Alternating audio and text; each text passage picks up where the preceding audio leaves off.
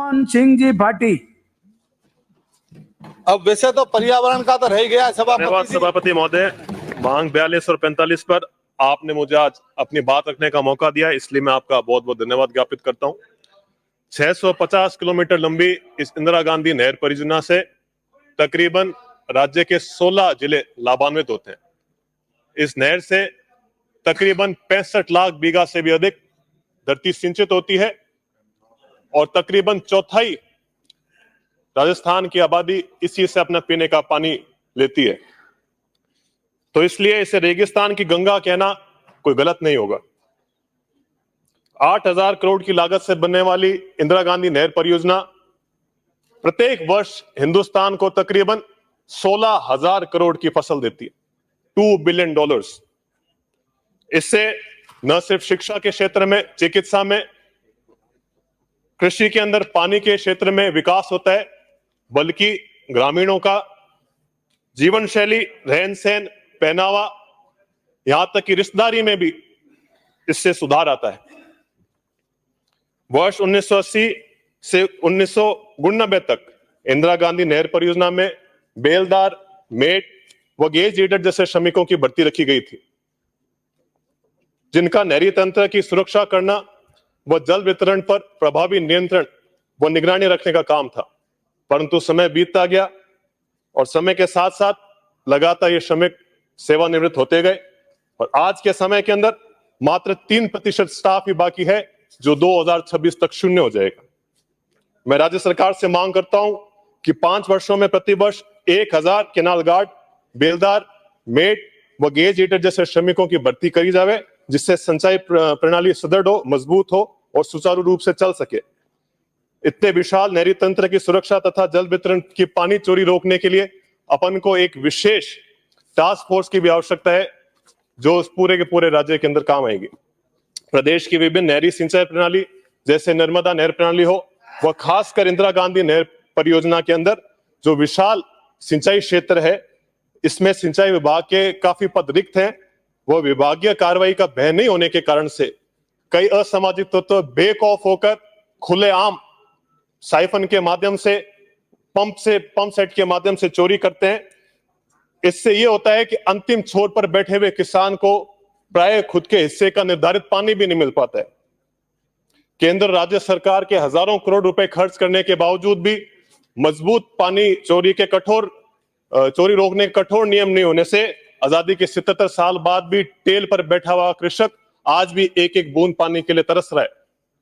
जुलाई 2022 में supreme court ने निर्णय देते हुए निर्देशित किया कि जांच एजेंसियों को 7 वर्ष तक की जेल की सजा वाले अपराधों के लिए आरोपी के उपस्थित होने का नोटिस जारी किए बिना और फिर इसे स्पष्ट रूप से निर्दिष्ट किए बिना आरोपियों को गिरफ्तारी करने से बचना चाहिए। हिंदुस्तान के अंदर अपराधियों को गिरफ्तारी का भय होता है। जब ये भय भी खत्म हो जाएगा तो ये व्यवस्था कैसे चलेगी?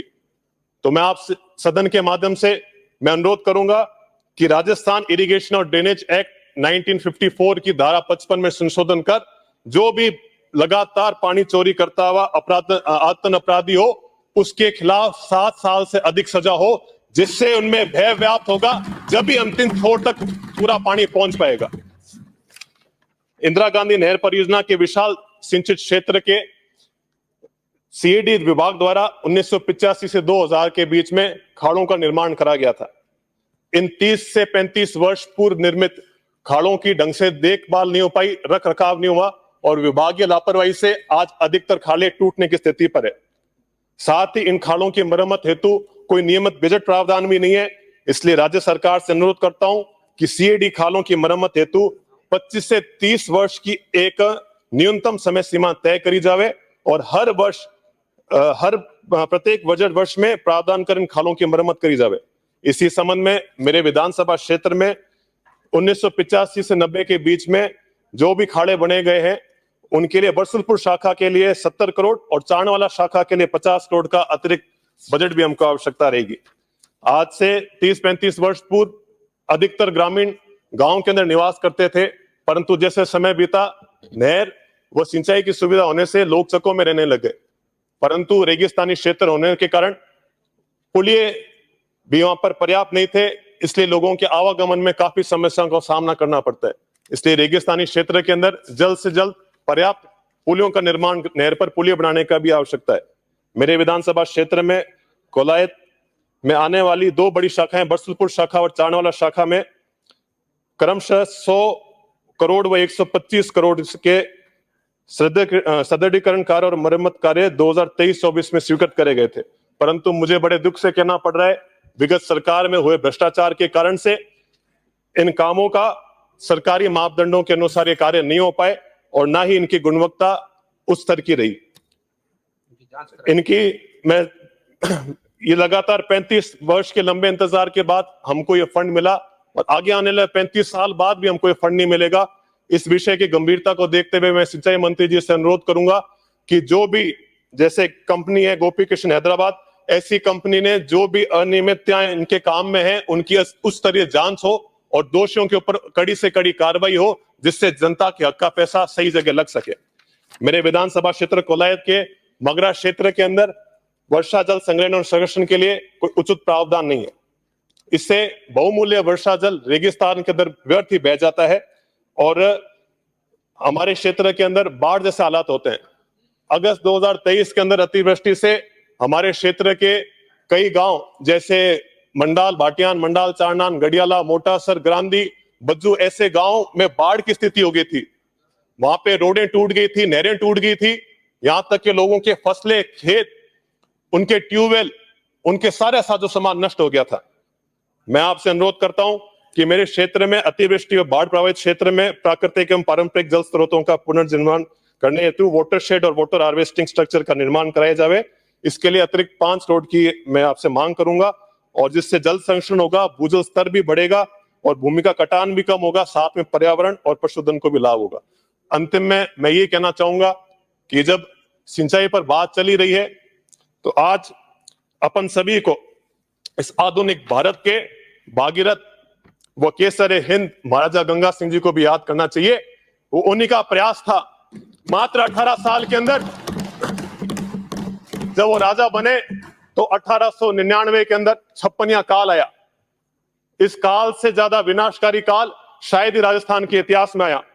तो भी मात्र 18 साल के राजा के सामने एक ऐसी चुनौती आई कि उसके सामने उसकी 20% जनता 1 साल के अंदर ही अकाल मृत्यु को हाथ लगी।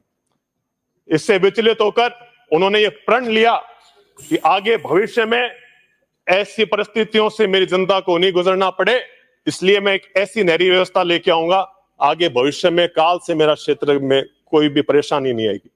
इसी के तहत उन्होंने भावलपुर, पंजाब और बीकानेर रियासत के बीच में कई बार वार्ता करने की कोशिश करी, परंतु लगातार वार्ता विफल रही।